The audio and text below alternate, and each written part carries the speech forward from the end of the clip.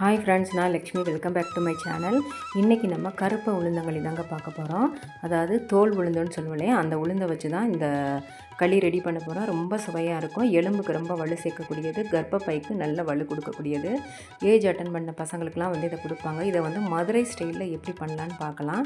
இந்த சுவையான கருப்பு உளுந்தங்களி எப்படி பண்ணலான்னு பார்க்குறதுக்கு முன்னாடி நம்மளோட KHQT சேனல் ரெசிபியை சப்ஸ்கிரைப் பண்ணாதவங்க பண்ணிக்கோங்க. பக்கத்தில் இருக்க பெல் ஐக்கானையும் கிளிக் பண்ணிக்கோங்க. இதுக்கு நான் 1 கப் அளவுக்கு தோல் உளுந்து எடுத்துருக்கேங்க. அதை நல்லா ப்ரௌன் கலர் ஆகிற வரைக்கும் மீடியம் ஃப்ளேமில் வச்சு வறுத்துக்கோங்க. இப்போ பக்கத்துலேயே பார்த்தீங்கன்னா கருப்பட்டி 1 கப் அளவு எடுத்துக்கிட்டு 1 கப் அளவு தண்ணி ஊற்றி நல்லா அது கரையிற அளவுக்கு கொதிக்கட்டும். நல்லா கொதி வந்ததுக்கப்புறமா நம்ம அதை இறக்கிடலாம். நல்லா ப்ரௌன் கலராக வறுபடுறாங்க. பிகினர்ஸ்க்கு அது எப்படி தெரியும்னா, நல்லா வறுக்கும் போதே வாசனை வரும்.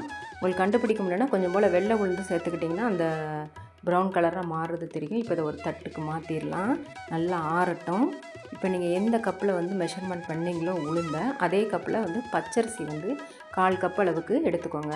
எடுத்துகிட்டு அதையும் ஒரு லைட் ப்ரௌனாக நல்லா பொரிஞ்சு வரும்னு சொல்லுவாங்க இல்லையா, பொரி அரிசின்னு சொல்லுவாங்க இல்லையா, அந்த மாதிரி வர அளவுக்கு வறுத்துட்டு அதையும் ஒரு தட்டில் கொட்டிட்டு ஆற விட்டுருங்க. நல்லா ஆறுனதுக்கு அப்புறமா ஒரு மிக்ஸி ஜாருக்கு மாற்றிட்டு அரைச்சி எடுத்துகிட்டு வந்துடலாம். இப்போ கருப்பட்டியும் கொதிச்சிருச்சு, நல்லா கரைஞ்சிருச்சு. அடுப்பை ஆஃப் பண்ணிவிட்டு அதை ஃபில்டர் பண்ணிக்கலாம். ஏன்னா அதில் தூசி மண் இருக்கும் கண்டிப்பாக. அதனால் ஃபில்ட்ரு பண்ணிக்கலாம். ஃபில்ட்ரு பண்ணிவிட்டு இதுவும் ஒரு பக்கம் நமக்கு ஆறட்டும். நல்லா ஆறுனதுக்கப்புறம் நீங்கள் மிக்ஸ் பண்ணிங்கன்னா நல்லாயிருக்கும். இப்போ மிக்ஸி ஜாரில் அரைச்சி எடுத்துகிட்டு வந்துடலாம். பாருங்கள், இந்த அளவுக்கு இருக்கணும். மாவு ரொம்ப நைஸாகவும் அரைப்பட வேணாம், கொஞ்சம் குறப்பாக இருந்தால் ரொம்ப டேஸ்ட் நல்லாயிருக்கும். இப்போ இந்த கருப்பட்டி தண்ணியில் ஆட் பண்ணிடலாம். 1 கப்பு மாவுக்கு 3 பங்கு தண்ணி இருக்கணுங்க. இப்போ இதில் 1 கப்பு தண்ணி அதில் ஊற்றிருக்கோம். இப்போ இதில் தனியாக 2 கப் அளவு ஊற்றிட்டு நல்லா மிக்ஸ் பண்ணிக்கலாம். உப்பு துளி அளவு சேர்த்துக்கோங்க. இப்போ பாத்திரத்துக்கு மாற்றிட்டு மீடியம் ஃப்ளேமில் வச்சு நல்லா கிளறி விடுங்க. 5லேருந்து 7 நிமிஷத்துக்குள்ளே பார்த்திங்கன்னா நல்லா நமக்கு திக்காக கிடைக்க ஆரம்பிச்சிடும்.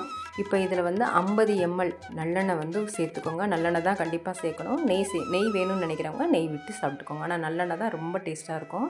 இதை நல்லா கலந்துட்டு நீங்கள் இப்போ அடுப்பு ஆஃப் பண்ணிவிட்டு நல்லா திக்காக கிடச்சிருக்காக விரலில் தொட்டு பார்த்தீங்கன்னா ஒட்டக்கூடாது. அதுதான் சரியான கன்சிஸ்டன்சி. அடுப்பு ஆஃப் பண்ணிடலாம். ஒரு பிளேட்டுக்கு மாற்றிடுங்க. இந்த சுவையான களியை செஞ்சு பார்த்துட்டு எப்படி இருந்துச்சுன்னு கமெண்ட் செக்ஷனில் உங்கள் ஃபீட்பேக்கை கொடுங்க. மறக்காமல் நம்ம சேனலுக்கான சப்போர்ட்டையும் கொடுங்க.